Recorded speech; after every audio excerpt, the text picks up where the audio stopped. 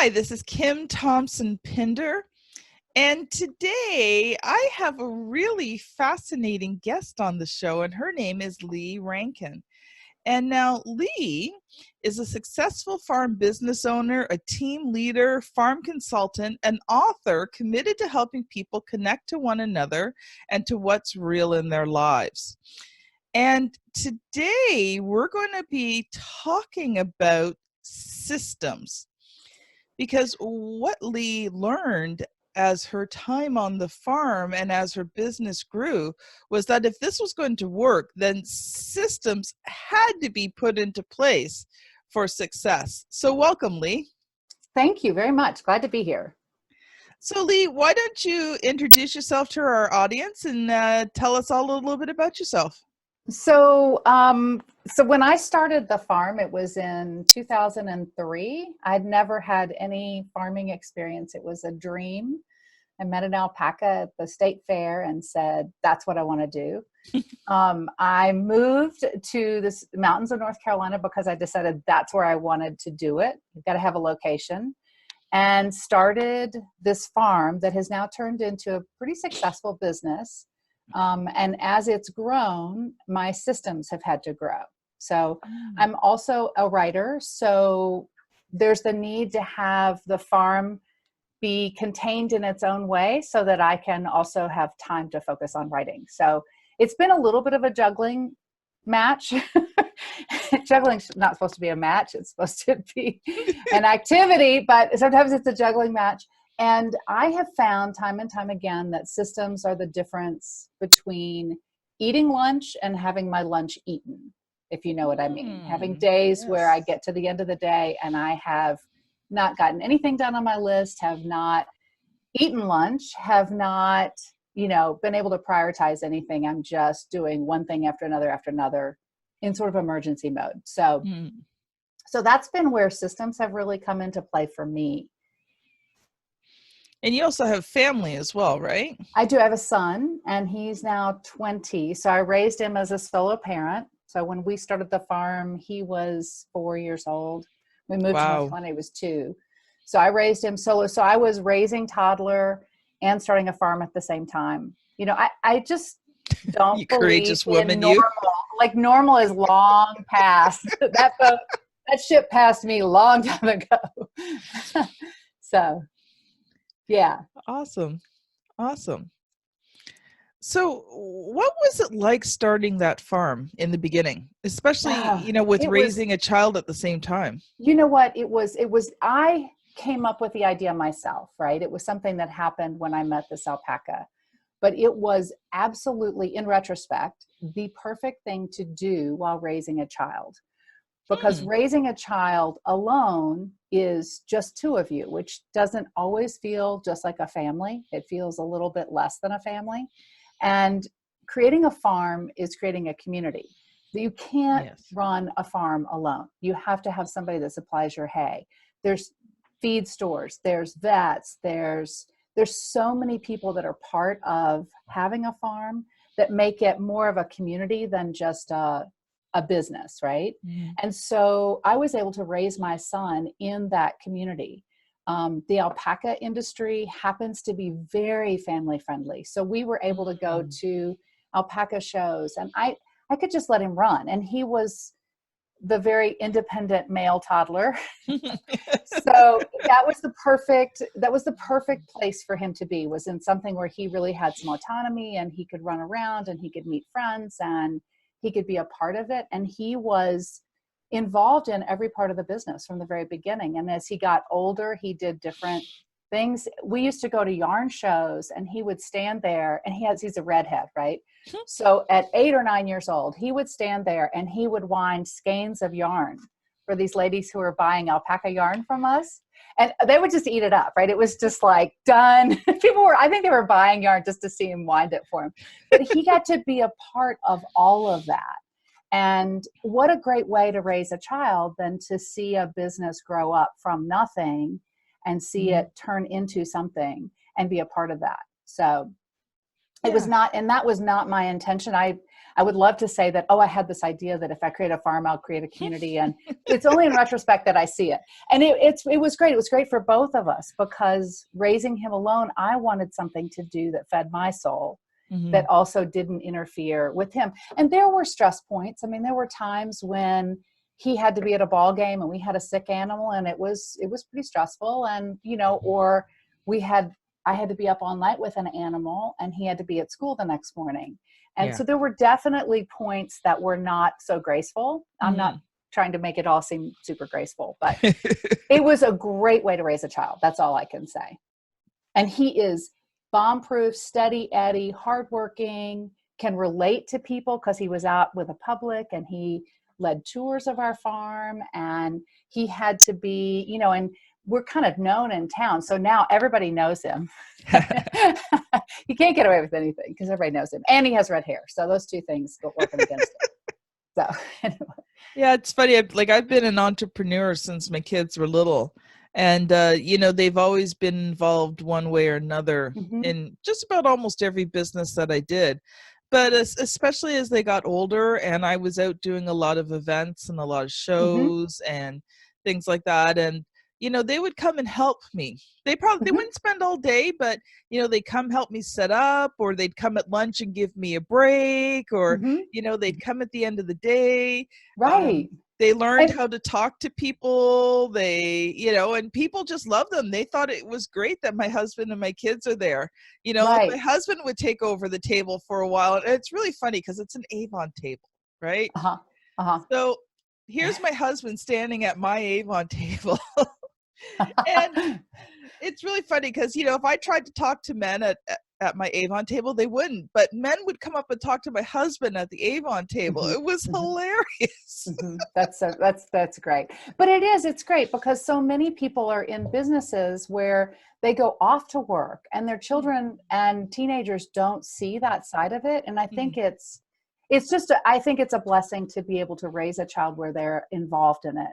Because he's learned skills that you can't go to school for. They're just they're not in a class. And I see that as he's 20 and now he's, trying to decide what he wants to do. He has such a place to come from that's so solid compared to some of the kids who mom and dad were away at work and they never saw what work was, Yeah, exactly.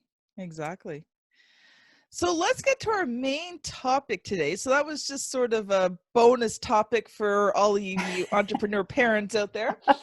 But I know Lee has come prepared to talk about systems in your business and how important it is and how systems is actually what builds your business. Yes. And they are. And I know that, I resist it. Everybody I know who's in business resists it. And I think especially those of us who are creative resist this idea of systems because we have to work with the muse and we have to wait.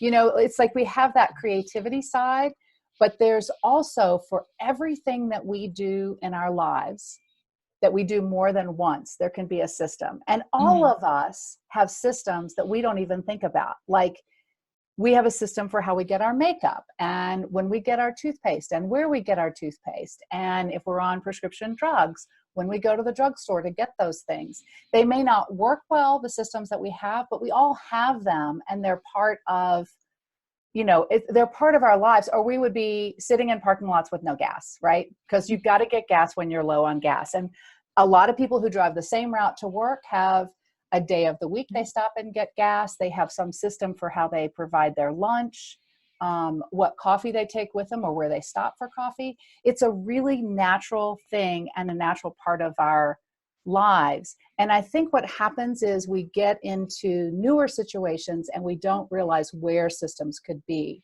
So I was going to say, it's even simpler than that. Like some people think, oh, I don't have systems in my life. Try putting your pants on and see which leg you always put in first, and then try to put your pants on doing the other leg first. And that will show you for a fact that you have systems in your life. Good point. Very good point. Very good point. Or try putting your underwear on after you've got your pants on. Like there's a system for you right there. You know, washing your face after you put your moisturizer on, well, it's just not the same thing, right? We really do. And yet we resist it. And I think it's that we live in this overconnected world where we've got so much coming at us that it feels like one more thing to do. And yet I feel that systems are the thing that allows me to have days that I can pull away and write. It's the thing that allows me that freedom to, when I'm driving from the farm and the house to the bank, I can listen to a podcast on writing, right? And be inspired, because I don't need to think about what's going to happen at the bank, because I have an envelope where everything that's happening at the bank is in there, right? So I'm not worried about, well, I need to remember to do this. It's all right there. It's a system, right? It's a small system, but it's there. So, and running a farm, we have 70 plus animals, right? So there are numerous kinds of feeds. We have alpacas, we have llamas, we have donkeys, horses, cows, pigs, chickens.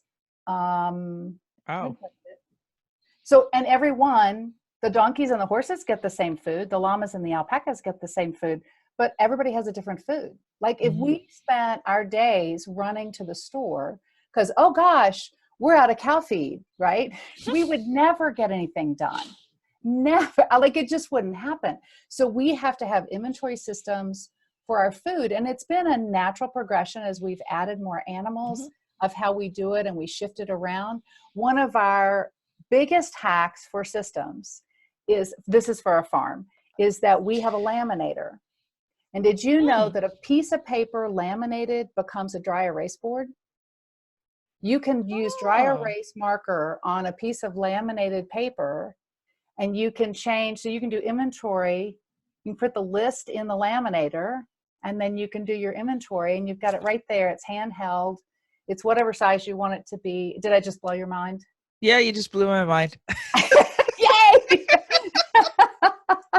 Anyway, and now how simple is that? How simply done is that? And so if you came to our farm, we have a kitchen that is the place where people hang out. We're a farm that's run on coffee.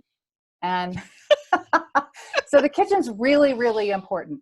But all of the cabinets in the kitchen are covered with laminated sheets of paper for whatever, like lists of events we have coming up, lists of things to remember to do. So dry erase boards and laminated paper is one of the things. It also makes a great way to make a sign that goes outside, right? Because then it's weatherproof. So we work with that as well. But so as we've grown, we've had to add systems, and it's everything from inventory to how we communicate with the people that work for us. We now have a team of 12 people. So we've gone from 1 to 2 to 3, now up to 12. And that gets into a whole other thing of managing people. We have a time system that we use that schedules their time, and that they can switch shifts with each other, that we can send messages to them. We have an email thing that goes out often on a weekly basis when we're busy to let them know what's happening. Because at our place, like you could be here on Tuesday, and then on Thursday, we decide, okay, these goats have been bred and they need to be moved from one field to another. And the guy that comes in on Friday is like, wait a second, those aren't the same goats that were here the last time I was here. Like, who's in what field and what are they getting fed? And, like, exactly. It gets multiplied complicated, like it just gets kind of crazy if we don't have systems of communication with the people that work with us and how we do what we do. And still we have things that come up. Like we have a cow right now that's going through something, and we had to make a run to the vet today to get medication. But the normal medications that we know we need are on a regular basis. And we know that at the beginning of the month, we need to order it and get it in, or there will be that emergency run to the vet to get medication, right? Yes. So, and the other thing about systems is that ultimately I think what we all want is we want to be able to live our lives with the feeling that we're moving forward, right? That no matter what's going on, we're moving forward in some way. So if we have systems and we can have days where we actually feel like we moved forward and we didn't go backwards, then we have energy left over to begin to dream and vision and work towards other things that are our dreams, right? And that's where that sense of actualization comes in and people feel like they're moving forward in their lives. And that is so important. Drudgery can be counteracted by that sense of feeling like you're moving forward. You know, people that are working at a factory who are also going to school, who may not like factory work because it's a means to an end, can get themselves doing it so they can go to school, right? They're going to school at the same time. So it allows us that time and that energy pullback to be able to do that. So.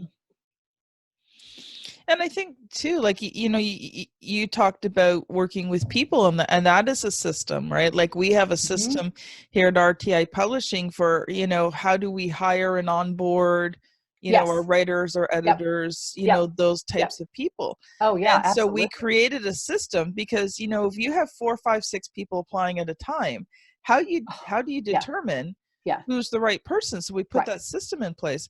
But, one thing that I find a lot of entrepreneurs don't put systems in is their accounting. And so, one system that I have in place, and I started a long time ago when I first became an entrepreneur.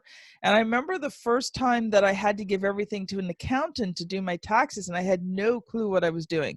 Right. And it was disastrous, right? Like it took forever. But now I have systems for things.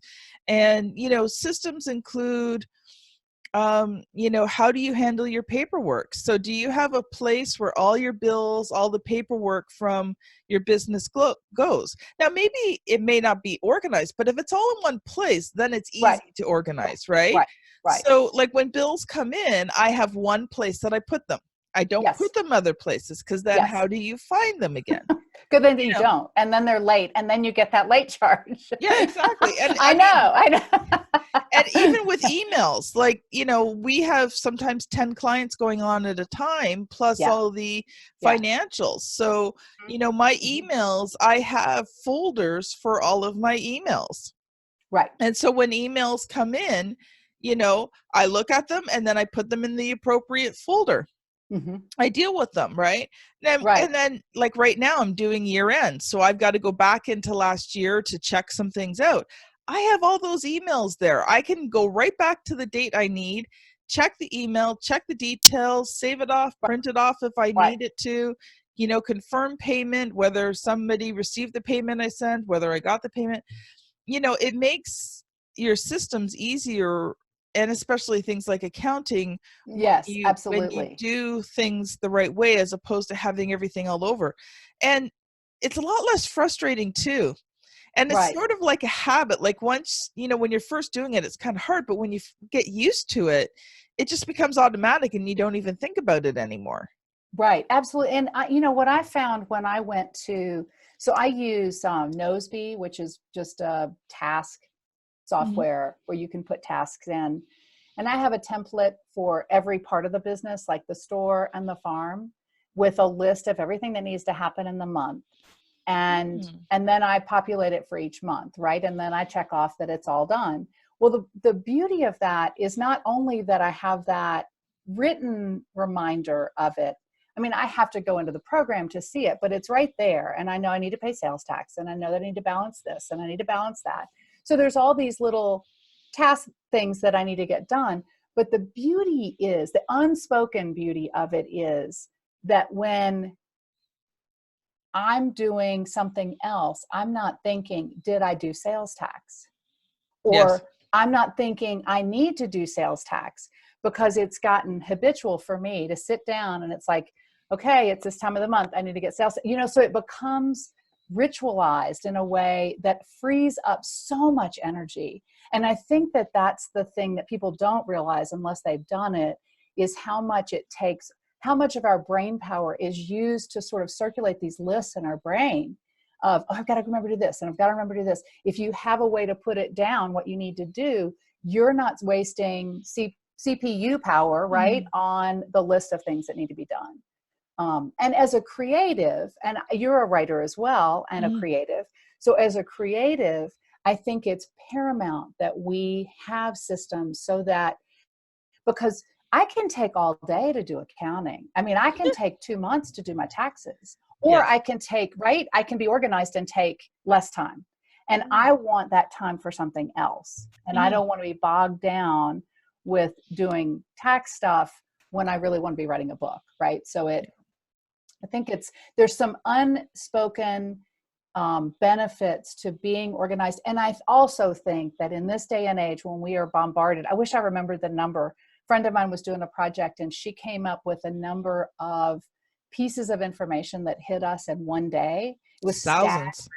Staggering, like the bits of information. And it's like, it's no wonder that we're really struggling to stay balanced and to sleep and to stay not stressed out. I mean, it's just no wonder. So. Well, I can't say that I sleep all night, but it's not mostly because of my brain. It's mostly because I got to get up and go to the bathroom. There's that too. But, you know, like when you talked about preparing for sales tax, I think another area that, you know, a lot of entrepreneurs, especially creative entrepreneurs, struggle in is the fact that you have to prepare for things ahead of time. Like one of the things that I can do as an entrepreneur here in Canada, because I'm not a corporation, I'm what's considered a sole proprietor, I can pay installments into my taxes during the year that I'm earning the money. So I don't have to try and save it and then that next year pay everything to the government. So, you know, I've put a system in place where, you know, I take a percentage of, you know, when the money comes in, I automatically take a percentage and it's just right through my banking app. I can just transfer it to the government. They hold on to it. And then, you know, at tax season, either I get a refund if I've overpaid or it gets applied to my tax account and then, you know, I pay the rest. Right. But, you know, by having that system in place, I'm not hitting January thinking, oh my God, I've got to pay the government 10, 15, 20, whatever the amount is. I've got to make all my tax money between now and when do you all file taxes in Canada? Starts February 28th. Oh, really? So we don't file till April 15th. Yeah. So we have from, I think, like February 28th to April 30th. So. Okay. Yeah. Yeah. Things like that. And that, you know, and that's you don't have to worry about it. You don't have to worry if you spent your tax money. And of course, anybody the first year that they do something entrepreneurial or contract work, it's always the big surprise here because if you're working as a regular employee, they're taking taxes out on your behalf. So anyway, and the same thing goes with savings. I mean, some people's savings plan is their savings is their refund, their tax refund. Yeah. And other people have it set up that so much per month goes into a savings account. It's the same kind of thing. So, yeah. And it's just a matter, again, it's understanding where you need these systems in place. But, you know, I don't wake up going, oh my God, I owe the government money, right? Exactly. So that allows me to focus more on my business because I'm not stressed about, you know, I'm not stressed about, you know, all these different things. So one thing, and you've said it, but I just want to reiterate it, is the fact that systems actually free you up in your business. And it frees you up to actually do the things that you really want to be doing in your business. Right. It frees you up to be nimble because in business now you have to be nimble. There's so many benefits to it. Absolutely. So many benefits. Awesome. Not to mention the benefits of what it's like to live in our bodies, you know, because the bottom line is we're living in whatever body we've got going on and it's either stressed or it's not. And I can imagine for you, the last thing you want to do in your business is spend 3 months out of the year freaking out about taxes when you're trying to get somebody's book out. Like, talk about changing your energy to create getting the best book out. It stresses everything. Yeah. And there's enough stress already without it. We don't need to add any stress to the pile, I don't think. Well, I find, you know, stress and being creative are like two opposites. It's like stress, you know, just drains all of your creative energy. So, but I also want to transition into the next section, and that is you are an author. I am. So talk to us about that.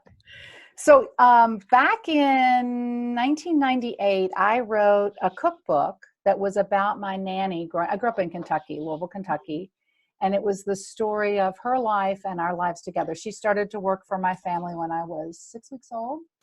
So we were best buds, if you can imagine. She worked just during the day, and we were like this, and I followed her around and did everything with her and cooked with her. I was the only girl. I was the baby and the only girl. So it was a match made in heaven, right? So we were best buds. But then when she got older and retired from the family, there was no way to interact with her, excuse me, except when I went to her house to visit with her. And we became friends. So I would visit her at her house, and then she ended up getting actually pretty sick. And I helped her husband take care of her. And I didn't live with him or anything, but I would go by and help fix his dinner or take the trash out or help with the laundry, whatever it was to help. And the whole relationship flipped, and we became really, really solid friends. And at one point, she was an incredible cook. I asked her for her recipes, and she said yes. And so for, I don't know, months, we cooked recipes because they were all in her head. None of them were written down. And we cooked them to get them. And I'd been to culinary school, so I knew how to write a recipe, which seems like not that big a deal, but it is. And she didn't remember something. So there was a little bit of science that came into it and trying to help her figure out how it was done. And so we ended up creating this book that was it's called Cooking Up a Storm, The Life of Annie Johnson. Life and Recipes of Annie Johnson. And I self-published it because I wanted to control that sounds awful. I wanted to make sure that the story didn't get shifted in some way that wasn't true to our relationship. I was really concerned about that. This was back in the day when they didn't have print on demand, right? Yes. So, 5,000 copies came to the house or wherever it was, I had them delivered. And so, she was still alive when it came out, and we toured together, and we did some TV media. I went out on tour, and it ended up being this great thing. It came out in second edition in 2003, but meanwhile, I had a son and started on this path of starting a farm, which is really a story of me kind of leaving family of origin, creating a family of my own, creating a farm that then becomes a family. Yes. So I'm working on a memoir about that now. Nice. I've been working on it for quite a few years. And I don't know if you've ever written memoir before, but it is not for the faint of heart. Nope. And I've never written one, but it is in my game plan on my bucket list. Okay. Well, it is the most miraculous process because at least it has been for me. So it has given me a chance to go back and remember what happened and find parts of me that I left along the way and to reframe it in ways and get some perspective on it. And the working title of it right now is Farm Family, a memoir of love, loss, and forgiveness. Because there was lots of forgiveness along the way of writing it as I realized and was able to let go of some of the emotionality and step back and look at it. And what a powerful, powerful process. So, yeah, I don't know when I'll do it, but for quite a few years now, I've wanted to write a book like Roots. And I've been digging back a lot into the genealogy, and not that I have a lot of stories, so it won't be exactly like his, but as I'm digging back, I want to write a book, which will mostly be fiction because, a lot of things I just don't know, but to imagine what their lives would have been like from the information that I have and what was going on in that time period. So yeah, I want to write a book sort of similar to Roots one day about, how all the generations came together to create me. Right. Oh, that's great. That's great. Yeah. Cause there's so much now with Ancestry, and there's so much information coming to the table now. I'd love to be able to trace the black half back. Like I've been able to trace on my mother's side, I'm Ukrainian and French, and I've been able to, on the Ukrainian side, trace back to about the beginning of 1800s. On the French side, I've actually been able to trace back to the 1600s. So that's pretty cool. Wow. But on the black side, I've only been able to trace back to about the beginning of 1900-ish. And I'm like, and I just need a couple. Well, It probably changes though quickly though, right? Are you using, what are you using to trace back, like Ancestry.com Lots of or? different resources. Yeah, because they are like populating as Yes. more and more people come to the table and start working on it. They're populating so much information and they're such a source. It is, but with the Black half of the family, and when you're dealing with slavery and different things, like Yeah, that's on the true. one side, there's a lot of conflicting data. Some of the data says that my great grandmother came from the United States, and some of it says she's born in Canada. And so, we're wondering if false information was given to protect the fact that maybe she was a slave who escaped to Canada. Oh, could be. So that would explain why in some places she said she was born in Canada, in other places she says she's, interesting. that she immigrated out of the United States, right? So, I mean, and it's not like Black people kept a lot of records, so it's really hard, to confirm some of these things. And one of the censuses that in the United States that would be one that I could really use to kind of tie everything together was mostly destroyed in a fire. Oh, interesting. So, but now with the DNA level coming in, with the DNA records coming in, I think that there will be, so there's the the records, and then there's the DNA, and they're being able to trace all sorts of people to places that nobody had any idea they were connected to. Which is really interesting. It's fascinating. It's a fascinating time to be alive and to see some of that that's going on. I don't know. Do you follow Dani Shapiro? No, I don't. I'll have to. Okay, so she's a memoirist, and her recent book is called Inheritance. And she did a DNA test and found out that her father was not her father. Oh, and she found out, I can't remember how long she said it took her. It was like within an hour that she was connected to the person. It's amazing. It's just amazing. So between social media and Ancestry and the DNA results starting to come in, you may find that there's much more information that you can find that was never recorded. Yeah. Well, I just recently read a report too, that there is a new group of people in the United States who have petitioned and have gotten permission to have a lot of the slave records released. And so those slave records are now released, and these people are in the process of compiling it and actually getting it into a form where people can access it. So you might actually be able to trace back, if you've got a couple of pieces of information, you might actually be able to start tracing back, on that Black side, even if you were a slave, because you could find out more about the masters, and they're releasing, because a lot of that stuff was recorded, it was just never released. Exactly. Yeah, I met a man once, this is sort of off topic story, but I met a man once who was going to join the army, and back in the time that he was going to join the army, there were no birth records. Your birth records were in the front of the Bible. Yes. And you took the Bible to the courthouse to get it recorded. And he was child number 11, and mom forgot to write it down. And he, I mean, that was right. It's like, well, no wonder she forgot to write it down. But it was like he had to go through all this stuff so that he could get birth records so that he could join the army. I was fascinated. I had no idea that, I mean, it makes sense. That's how it happened. I mean, people were born at home. We didn't have hospitals, and there were country docks, and so somebody had to vouch for it. And it was in the front of the Bible, and it would be, Susie was born on such and such a day. Yeah.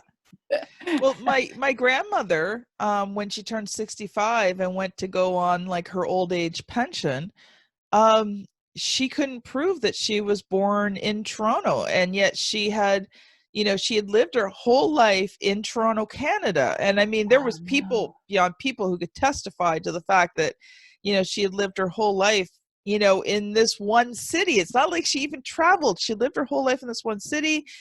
She had worked from the time she was like a teenager. So, she had employment records. They could see that she had paid taxes from the time she was, really young, and they weren't going to give her old age because she couldn't prove that she was born in Toronto, and she had to go back, and the school that she had gone to didn't even exist anymore.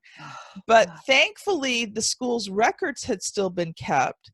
And she had a friend that she had had from time she was little that testified that she had known her since she was something like 5-6 years old. And there was a record showing that she had started grade 1 when she was 8 years old, and that it had been declared at that time that she was born at this time, and she'd been born in Toronto, and she was able to get her old age. But she had to go through an incredible amount of hoops. Oh my goodness.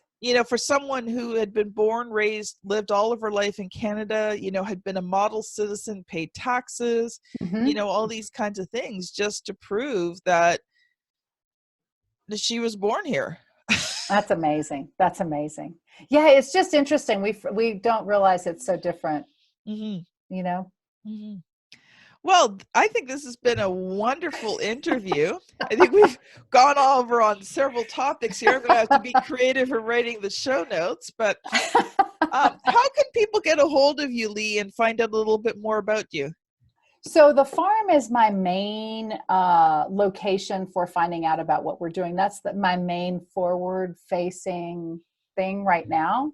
I think eventually there will be probably another website, more author website. But it's www.applehillfarmnc for North Carolina.com. And we are in the mountains of North Carolina, so we're in the northwest corner of the state, so near Virginia and Tennessee, if that helps people sort of locate us. Nice. Or in their minds, at least. And we're open year round. We do tours of the farm, so people are welcome to come check it out and come see us and meet the animals, meet our four-legged family. And so there's definitely places to interact with us that way. We have a store on the website. We have all of that kind of stuff going on. So. And how can people get your cookbook? It's on our website. Awesome. Surprise, surprise. And it's available through Amazon, both. But the website is probably the quickest way to get it. If you order from Amazon, we ship it to Amazon, they ship it to you. So, okay. Awesome. And you can do all the charge stuff. We use PayPal and Stripe and all of that on our website. So we have a store in the website. But if you're in the area, please, if you can make it happen, come by and see us and see the farm. And I didn't speak enough about it, but it's an amazing, special, magical place up on top of a mountain with beautiful animals. That is so cool. And we'll make sure that we have the link to your website in the show notes as well. Thank you. Thank you so much. This has been wonderful. What a great conversation. I've so enjoyed it. So this is Lee Rankin and Kim Thompson-Pinder of the Author to Authority podcast. And we look forward to seeing you on the very next episode. Bye now.